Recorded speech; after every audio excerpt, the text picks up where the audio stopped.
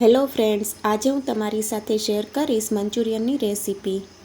તો મંચુરિયન બનાવવા માટે મેં આ રીતે મીડિયમ સાઇઝની કોબી લીધી છે અને 4થી 5 ગાજર લઈ લીધા છે.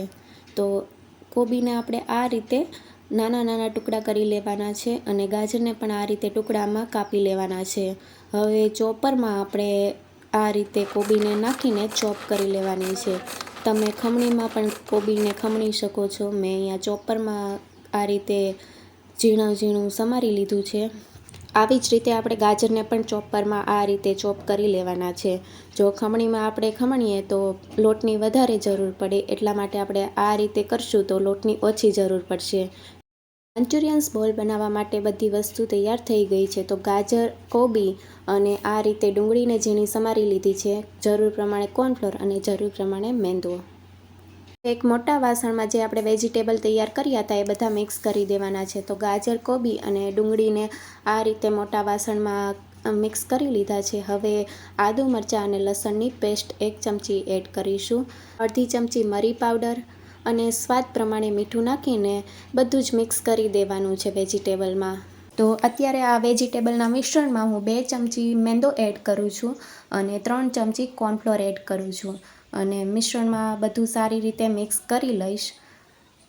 મંચુરિયનના બોલ્સમાં આપણે વધારે પડતો લોટ એડ નથી કરવાનો. બાઇન્ડિંગ આવે એટલો જ લોટ મિક્સ કરવાનો છે.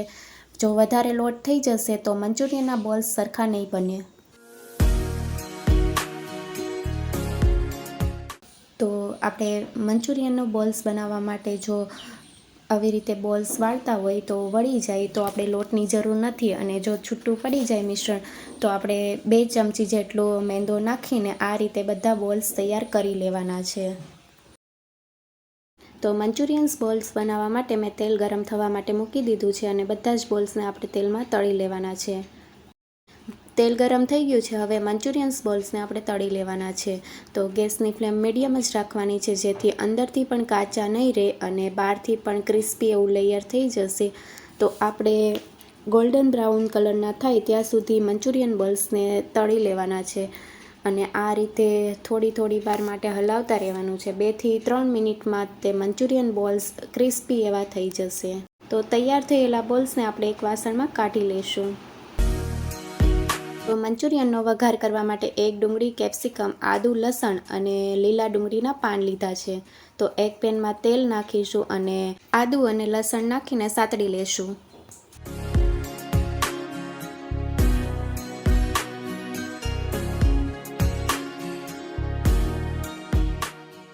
આદુ લસણ સતરાઈ ગયું છે તેલમાં સારી રીતે. હવે ડુંગળી એડ કરીશું અને ડુંગળીનો કલર ચેન્જ થાય ત્યાં સુધી તેલમાં સાતળવાની છે. તો ડુંગળીનો કલર થોડો એવો ચેન્જ થવા આવ્યો છે. તો હવે એમાં કેપ્સિકમ અને લીલી ડુંગળીના પાન એડ કરવાના છે અને થોડી વાર માટે એને પણ સાતળવાના છે. બહુ વધારે પડતા કૂક નથી કરવાના. તો હવે સ્વાદ પ્રમાણે મીઠું નાખીશું અને અડધી ચમચી જેટલો મરી પાવડર નાખીને સારી રીતે મિક્સ કરી લેશું.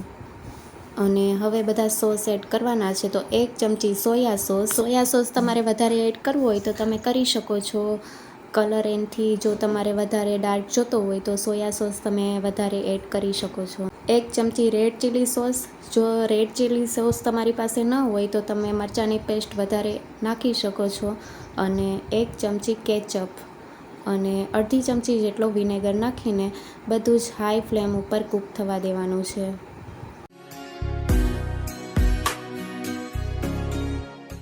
મંચુરિયનની ગ્રેવીમાં મિક્સ કરવા માટે 2 ચમચી કોર્નફ્લોર અને 1 ચમચી પાણી નાખીને આ રીતે ઘોળ તૈયાર કરી લીધું છે. ગાંઠા ન રહે એ રીતે ઘોળ તૈયાર કરવાનું છે અને થોડું પાણી નાખીને આ રીતે ગ્રેવી હાઈ ફ્લેમ ઉપર કૂક થવા દેવાની છે. હવે મંચુરિયનના બોલ્સ જે તૈયાર કર્યા હતા એ ગ્રેવીમાં મિક્સ કરી દેવાના છે. મંચુરિયન ગ્રેવી સાથે સારું એવું કોટિંગ થઈ જાય તે માટે આપણે હજી થોડું પાણી મિક્સ કરીશું અને 2 મિનિટ માટે કૂક થવા દઈશું, એટલે મંચુરિયન ઉપર ગ્રેવીનું સારું એવું કોટિંગ આવી જાય. અને હાઈ ફ્લેમ ઉપર જ આપણે કૂક કરવાનું છે. તો મંચુરિયન આપણા તૈયાર થઈ ગયા છે. હવે ઉપરથી લીલી ડુંગળીના પાન સ્પ્રિંકલ કરીશું અને ધાણા. તો મંચુરિયન તૈયાર છે. મંચુરિયનને આપણે સર્વ કરીશું તો મંચુરિયનને વધારે વેજીટેબલ આપણે વાપરીને ઓછો લોટ વાપરશું તો મંચુરિયનની ગોળી એકદમ સોફ્ટ બનશે. તો તમને આ રેસીપી ગમી હોય તો ચેનલને લાઇક, શેર અને સબસ્ક્રાઈબ કરો.